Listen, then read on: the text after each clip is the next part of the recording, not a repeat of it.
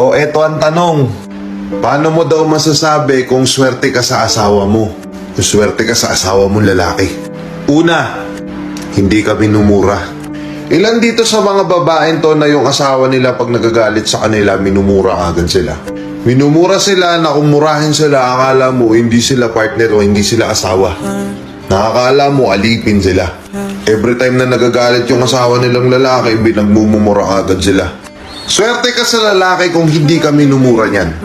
Lalo na kung may anak kayo tapos ayaw na ayaw niyang iparinig dun sa loob ng pamamahay na yun na may nagbumura sa loob ng bahay na yun. Na kahit anong galit sa'yo ni mister, o kahit anong galit sa'yo ng boyfriend mo, hindi ka mumurahin. Oo, magagalit siya. Oo, sasabihin niya yung rason bakit siya naiinis.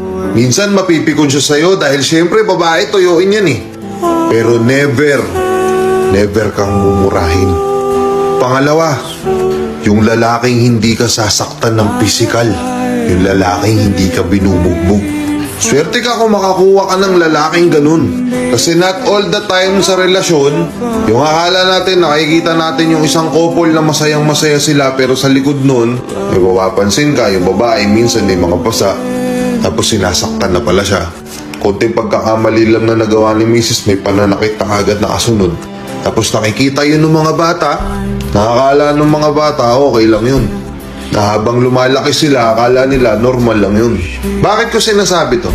Swerte ka kapag yung lalaking na pangasawa mo merong kontrol. Pare-parehas lang tayong tao, pare-parehas tayong nagagalit. Pero maswerte ka kapag yung lalaking nakuha mo, hindi nananakit. Alam ko may mga magko-comment ditong lalaki na ginagawa nila yun. Sasabihin nila, di mo alam story ako. Kang bida-bida.